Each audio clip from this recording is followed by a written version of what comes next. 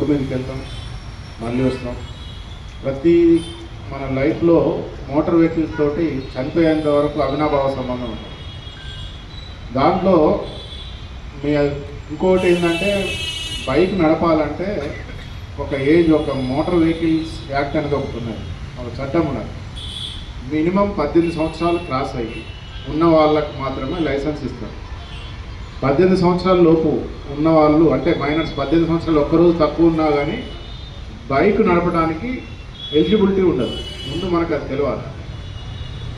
వాటితో పాటు బైక్, ఏ బైక్ కానీ 2 వీలర్స్ దగ్గర నుంచి కార్లు, I100 ఏదైనా కానీ దానికి రిజిస్ట్రేషన్ ఉండాలా, ఇన్సూరెన్స్ ఉండాలా, ఇది అదర్ డాక్యుమెంట్స్ అన్నీ అప్డేట్ పెట్టుకొని మైనారిటీ తీరి 18 సంవత్సరాలు అయిపోయిన వాళ్ళు నడపడానికి మాత్రమే డిజైన్ చేయబడ్డ రోడ్స్ మన చట్టం మన ఇండియాలో ఎలో చేస్తున్నాయి.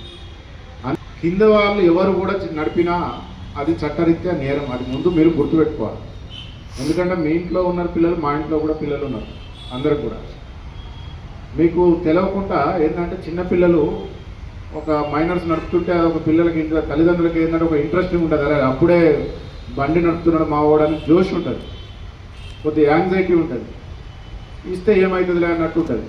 కానీ అదే ఆ ఇయ్యటంతో అతను ప్రాణాలు పోయే అవకాశం ఉంటుంది, ఇంకోళ్ళ ప్రాణాలు తీసే అవకాశం ఉంటుంది, మన ఇల్లు గుల్లం చేసే అవకాశం ఉంటుంది.